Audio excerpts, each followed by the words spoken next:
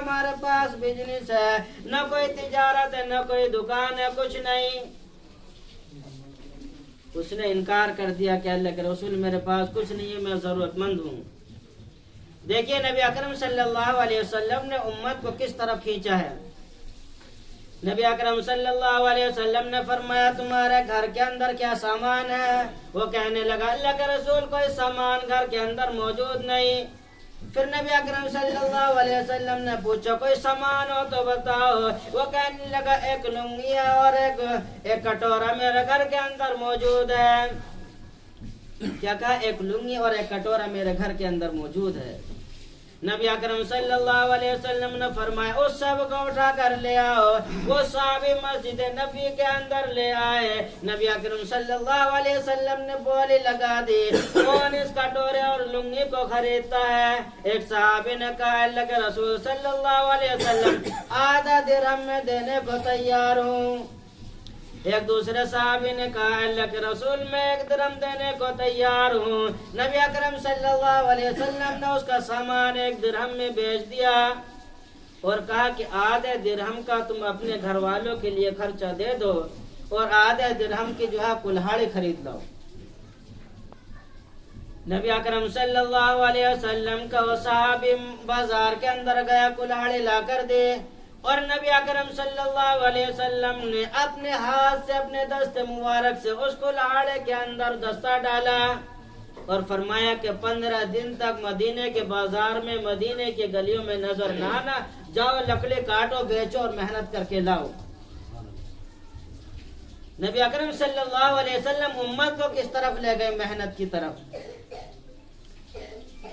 وہ صحابی گئے اور 15 دن کے بعد نبی اکرم صلی اللہ علیہ وسلم سے ملے اور پوچھا حال چال نبی اکرم صلی اللہ علیہ وسلم نے، تو کہنے لگے اللہ کے رسول بہت اچھا چل رہا ہے، اللہ کا شکر ہے، آمدنی بھی اچھی ہے، خرچہ پانی بھی اچھا چل رہا ہے۔ تو میرے دوست محنت کے اندر اپنی محنت میں وہ معاملہ ہے، وہ برکت ہے جو دوسرے کے سامنے ہاتھ پھیلانے میں نہیں ہے۔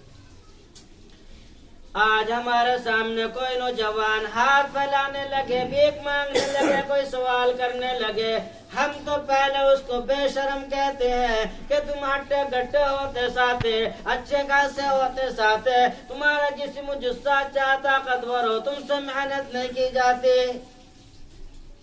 اگر اللہ تعالی نے آپ کو دیا ہے تو آپ کو یہ کہنے کی ضرورت نہیں، بلکہ اس کو ایک سائڈ میں لے جائیے۔ کیا کرنا ہے؟ اس کو کہیں ٹھیلی لگوا دو، اس کو بڑی منڈل کی ٹھیلی لگوا دو، پھل فروٹ کی ٹھیلی لگوا دو، فروٹ کی ٹھیلی لگوا دو، چائے کی ٹھیلی لگوا دو۔ وہ کام، وہ ثواب تمہیں پہنچے گا جو تمہارے گھر کے اندر ایسی بھی کام نہیں کرتے، قبر کے اندر وہ ثواب پہنچے گا۔ پہنچے گا نہیں پہنچے گا؟ امت کو اس طرف لے جاؤ کہ امت محنت کرنے والی بنے، امت کام کرنے والی بنے، تب تو ہمارا دنیا کا بھی فائدہ اور آخرت کا بھی فائدہ ہے۔ صرف اپنی سوچے اور امت کی نہ سوچے، اپنی برادری کی، اپنی خاندان کی نہ سوچے، تو میرے دوست یاد رکھنا تمہارا سلسلہ تم تک بند ہو جائے گا، تمہاری نسل تک چل جائے گا، لیکن جو آنے والی نسلیں اسی طرح تباہ و برباد ہوتی چلی جائیں گی، ان کا کوئی پرسان حال نہیں ہوگا۔ اپنی اولاد کو پڑھاؤ، سرکاری نوکریاں دلاؤ، وکیل بھی بناؤ، جج بھی بناؤ، پروفیسر، سارے کام کراؤ، لیکن سب سے پہلے ان کی زندگی میں قرآن اتار دو، سب سے پہلے ان کی زندگی میں نبی اکرم صلی اللہ علیہ وسلم کی سنت اتار دو، اور نبی اکرم صلی اللہ علیہ وسلم کا حکم ان کی زندگی میں کوٹ کوٹ کر بھر دو۔